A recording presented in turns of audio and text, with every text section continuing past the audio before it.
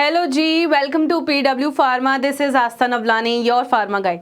कैसे हैं सभी बच्चे? आई होप आप सभी लोग बहुत अच्छे होंगे। जितने भी बच्चे GPAT क्वालिफाइड हैं या फिर वो अभी M.Pharm परसू कर रहे हैं आफ्टर GPAT क्वालिफिकेशन, उन सभी बच्चों के लिए PCI की तरफ से, फार्मेसी काउंसिल ऑफ इंडिया की तरफ से एक बहुत इंपॉर्टेंट नोटिफिकेशन है। आज हम उस नोटिफिकेशन को केटर करने वाले हैं। तो बिना किसी देरी के सभी बच्चे डिगिन करते हैं, स्टार्ट करते हैं कि आज हम क्या देखने वाले हैं अपने सारे ही स्कॉलरशिप बेस्ड GPAT क्वालिफाइड बच्चों के लिए।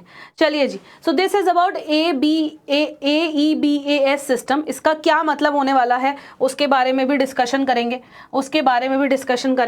सबसे पहले आप लोग फार्मेसी काउंसिल ऑफ इंडिया की न्यू वेबसाइट पे आ जाना। उस न्यू वेबसाइट पे नीचे नोटिफिकेशंस में चले जाना एंड नोटिफिकेशंस पे आप जाओगे तो नोटिफिकेशन नंबर 614 पे क्लिक करना, जिसमें ये बोला गया है implementation of Aadhaar enabled biometric attendance system, जिसको हम AEBAS सिस्टम कहते हैं। ये सिस्टम पहले केवल बच्चों फैकल्टीज के लिए हुआ करता था, जिसमें उन्हें आधार लिंक्ड अपनी बायोमेट्रिक लगानी होती थी, उससे उनकी अटेंडेंस लगा करती थी। ये सिर्फ फैकल्टीज के लिए हुआ करता था। बट अब जो भी बच्चे GPAT क्वालिफाइड हैं या मास्टर्स कर रहे हैं, वो अपने कॉलेज में ये AEBAS सिस्टम को बेसिकली फॉलो करेंगे, अपनी बायोमेट्रिक आधार लिंक्ड लगाएंगे और उन्हीं से उनकी स्कॉलरशिप क्रेडिट होगी। तो अगर वो अटेंडेंस प्रॉपरली फिल नहीं हो रही है बायोमेट्रिक से, तो हो सकता है कि जो उनकी स्कॉलरशिप आती है 12,400 रुपीज़ की, वो भी उनको ना मिले। तो इसीलिए आपको अपने कॉलेज एसोसिएशन से, कॉलेज जितने भी आपके डिपार्टमेंट हैं जो इस चीज़ को केटर करते हैं, उनसे एक बार बात करनी है, पता करने की कोशिश करनी है कि किस तरीके से बेसिकली ये अप्लाई होने वाला है। सो प्रधानमंत्री की एक योजना है जिसके अंतर्गत फार्मेसी स्टूडेंट्स, पोस्ट ग्रेजुएट्स को स्कॉलरशिप मिलती है। चलिए जी, पढ़ते हैं इसके बारे में कि क्या ही बताया गया है इसके अंदर। तो आप इसको ओपन करेंगे, आपको एक PDF मिलेगी एंड उस PDF पे अगर आप जाओगे तो M.Pharm स्टूडेंट्स जो भी PMS PPS सिस्टम के अकॉर्डिंग जो प्रधानमंत्री की योजना है GPAT स्कॉलरशिप की, उसके अंतर्गत आते हैं, उनके लिए तो बहुत ही इम्पॉर्टेंट ये हो जाती है। तो फार्मेसी काउंसिल ने एकेडमिक मॉनिटरिंग और ट्रांसपेरेंसी को मेंटेन करते हुए AEBAS सिस्टम को लॉन्च किया है स्टूडेंट्स के लिए जो M.Pharm में हैं। जो किस में है बेटा?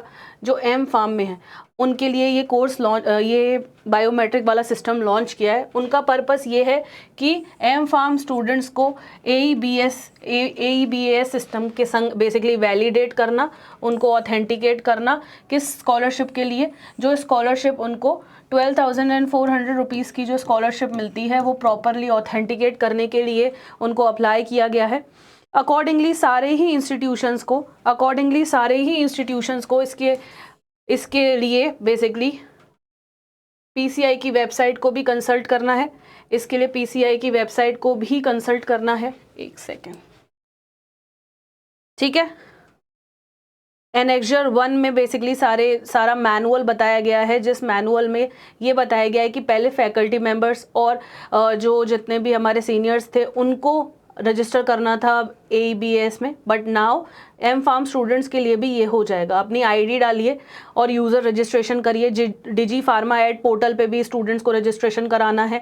OTP के द्वारा सब वैलिडेट हो जाएगा और बच्चा रजिस्टर्ड हो जाएगा AEBAS पोर्टल पे ऑथेंटिकेट के।